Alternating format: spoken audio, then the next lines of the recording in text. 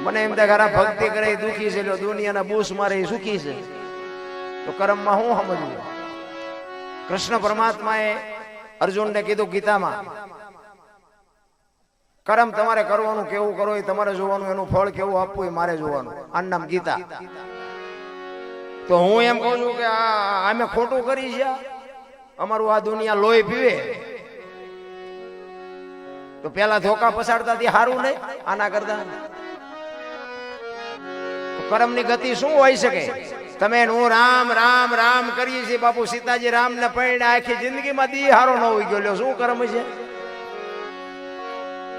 દ્રૌપદીના ચીર લૂંટાતા હતા, કોણ નતું? કાળના જડબા ચાલીને ઉભા રાખે એવા પાંડવો બેઠા હતા. દીકરીનો શું ગુનો હતો આખી દુનિયાને ખબર છે. શું એનું કર્મ? ભીષ્મ દાદવ બાપુ, ભીષ્મ જેવાની હાજરી કોઈ અધર મોઢું ન કરીએ કે દીકરીનો ગુનો શું હતો? આપણું બૈરું એટલે આપણે જુગારમાં હારી જવાય? એવો ધણીનું પદ આપ્યું હોય. અત્યારે આપણે આખો તો આપણી મોર તો ઘેરે બાઈટ નો નાખી દીધી હોય આપડી. અખિલ બ્રહ્માંડના માલિક કૃષ્ણ પરમાત્માને ખબર ન હોય કે આ બેસ તો ભીલ મને બાણ મારશે, કૃષ્ણ પરમાત્માને ખબર ન હોય? શું એનું શું કર્મ હશે? અરે થઈ થાવીને થાશે આવો ત્રિકાળ જ્ઞાની મહાપુરુષ ગંગાનો પુત્ર ભીષ્મ છેલ્લે બાણની પથારીમાં હોવું પડે. એક યમના દૂત એનો જીવ લેવા આવે અને દૂતને એમ કે 6 મહિના પછી આવજે, પોતાનું મોત પાછું ઠેલી શકે એવો સિદ્ધ પુરુષ છેલ્લે બાણની પથારીમાં હોવું પડ્યું. એનું શું કર્મ છે? તો આપણે જોવું ન જોઈએ આપણે દુનિયાના કેટલાના બૂસ માર્યા છે? કરમ બાપુ, કરમ છે એ કરમ જ છે. સત્યનો હંમેશા વિજય હોય એક લખી લેજો.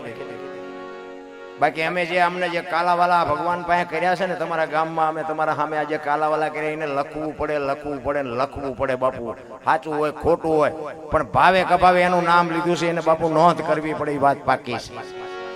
એક છોકરો, મોમેડન નો છોકરો બાપુ, એની દરગાહમાં બાપુ નમાજ કરવા માટે જાય. 20 વર્ષનો થયો ને બાપુ, નમાજ પડવા દરરોજ જાય.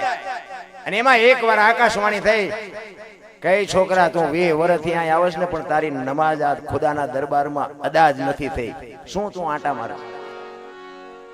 બીજો એક ભાઈ પડખે ઉભો નમાજ પડતો હતો ને, એને કીધું ઓલા છોકરાને, એ આ તને કહે છે, આકાશવાણી થઈ ને તને કહે છે કે શું કહે? ઈ કે 20 વર્ષથી તું અહીં આવશ ને તારી નમાજ ખુદાના દરબારમાં અદા નથી થઈ. ઓલો છોકરો કે નો થઈ હોય કઈ નહીં, તમે હું કામ ચિંતા કરો છો? બાકી 20 વર્ષથી આવું છે, નોંધ તો એને કરી છે ને, 20 વર્ષથી આવું છે તો એને ખબર છે ને.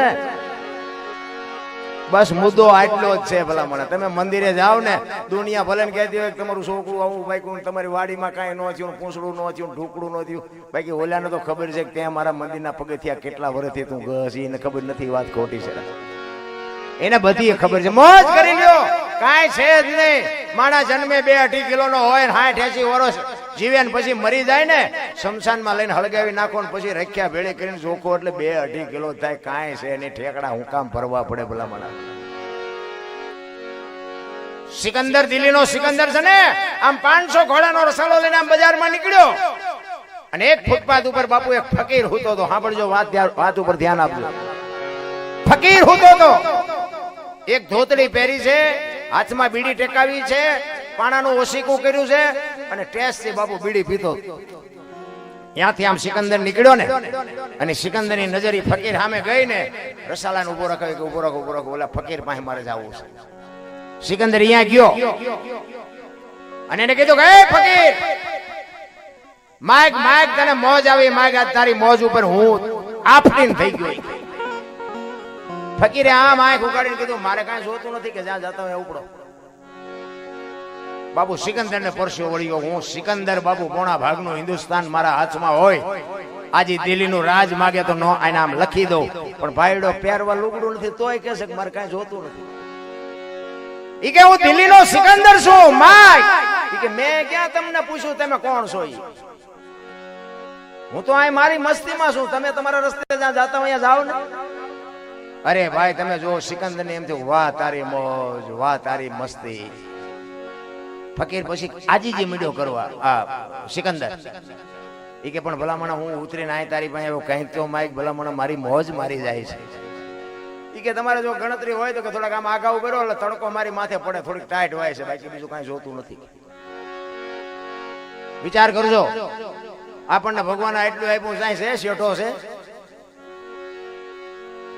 અને સિકંદર વિચાર કરે કે ખુદાના દરબારમાં હું જઉં ને આ દુનિયા છોડીને, તેથી મારે ખુદાના દરબારમાં જઈને કેવું છે કે હે ખુદા, મને આવી મોત દેજે આવતા જન્મમાં, આવી ફકીરી દેજે, આવી મસ્તી દેજે. અને પછી બાપુ એ ફકીર બોલ્યો ને એ જીવનમાં ઉતારવા જેવું છે. એ કે શું કયો છો તમે? એ કે હું એમ ખુદાને કહું છું કે હું આ દુનિયામાંથી મરીને જાઉં ને ખુદા પાસે, તેથી મારે ખુદાને કહેવું છે કે આવી મને મોત દેજે ને આવી મને મસ્તી દેજે. તેથી બાપુ ફકીરે સિકંદરને શું કીધું ખબર છે? એ કે તમે કેદી મરો ને કેદી જાઓ ને ખુદાને હેરાન કરવો એના કરતા કે આઈન પર કૂતરો બેઠો છે ને આઈન પર તમે જમાવો, રસાલાને જવા દો ને અત્યારે મોજ ચાલુ થઈ જાય. આ ફતે એવું છે આપણે. રાવણ શું લઈ ગયો ને કરણ શું ખોઈ ગયો ને પૈસા તો હાથનો મેલ છે ને લાવો તો એક બીડી તો ઉખાડીને એક જોડી લઈ આવો ને, પૈસા હાથનો મેલ છે વાતું થાય છે. મારા રામ કઈ નથી થતું. ઈશ્વરે તમને મને બાપુ દેવામાં કઈ ખામી જ નથી રાખી. એ તો આપણે જ્યાં જાવ ને બધા રોવે જ છે. ગમે એની પાસે જાવ, એક ભાઈ પાસે જાય તો કે ધાબુ ભરવું છૂટા ખૂટી રહ્યા, બીજા પાસે જાવ તો કે ડોબું વિયાણું દોવા નથી દેતું, બીજા પાસે જાવ તો કે છોકરાને બહુ વેવાઈ તેડી ગયા મોકલતા નથી, બીજા પાસે જાવ તો કે છોકરાને પોલીસ વાળા લઈ ગયા જામીન ચડતા નથી. તો આપણે એમ તો ગાડી આખી દુનિયા રોવે છે, આપણે ક્યાં રોવું? હરિને મેળવવા, ઈશ્વરને મેળવવા દાસી જીવન રોવે, મીરા રોવે, નરસિંહ રોવે કે હે મારા નાથ, અમને માણા બનાવીને દુનિયામાં મોકલ્યા ને તારી આભા ન થાય તો અમારો આ બાપુ ફેરો ફોગટવ્યો જાય. કોને પીડા છે, કોને વેદના છે? આ જેટલા ભજન ને જેટલી વાણી છે ને બાપુ, એ સંતોની વેદના છે, સંતોની પીડા છે. એ માણા થઈ જાવ, માણા થઈ જાવ. એમાં આધારે ભણેલા ગણેલા જે સિટી મળે છે ને, એ તો મારા બધા અમને ગાંડા જ કહે છે કે આમનું પૂરું એમ જ કરે છે. બોલો, એકચ્યુઅલી આવું કઈ હોય જ નહીં કે સાલાવ ખોટા મતે. એકચ્યુઅલી ના દીકરા મરી તો તું જવાનો છો. અને આ તમે જોવો તો વધારે પડતા ઉભા વાહડા જેવા નજર કરતા 45 વર્ષના કોઈ દીકરી નથી દેતું. એટલે શું આ પૈસા ને ગુડવાના? અમારે એટલી ગાડીઓ છે ને, એટલા બંગલા છે ને, એટલા નોકર છે. લગ્ન ત્યાં દીકરા કેટલા છે? તો કે લગ્ન જ ચાચ. તો શું આ ગાડીઓ વાય તારું નામ રહે છે? અરે જીવનમાં કઈક બાપુ, મારા મા બાપ કોણ, મારો ગુરુ કોણ, મારું કુળ કયું, આનું બાપી ખુમારી ન હોય તો મરી જવાય. મેં 20 વર્ષ ખટારો આંક્યો ને, હિન્દુસ્તાન આખું રખડી આવ્યો છું. કોઈ આપણું એક રાજ્ય જોયા વગરનું બાકી નથી. પણ કોઈ એમ કે દરબારે દારૂ પીધો તો પરમાટી ખાધી તેથી 5 લાખની શરત મારીને આવજો, હું તમને સાબિત કરાવી દઈશ. ભાઈ જીવન એનું નામ કહેવાય ને કે અહીંયા ખવડાવનારા ને પીનારા મન નહીં મળ્યા હોય, અહીંયા તો બધે છૂટ છે. પણ મારે કેમ જીવવું, મારે શું ખાવું એની મને ખબર હોવી જોઈએ. એક અંધારી ઓરડી હોય, એમાં એક ભેંસને બાંધો અને એમાં એક બસ ભરીને રજકો નાખો ભેંસને, એમાં એક આંકડાનું પાન નાખજો અને પછી બારણું બંધ કરી દો. સવારે તમે જોવો ને એટલે ભેંસ રજકો ખાઈ ગયો, આંકડાનું પાન પડ્યું છે. ભેંસ નહીં ખબર પડે શું ખવાય ને શું ન ખવાય, માણસને નથી ખબર પડે.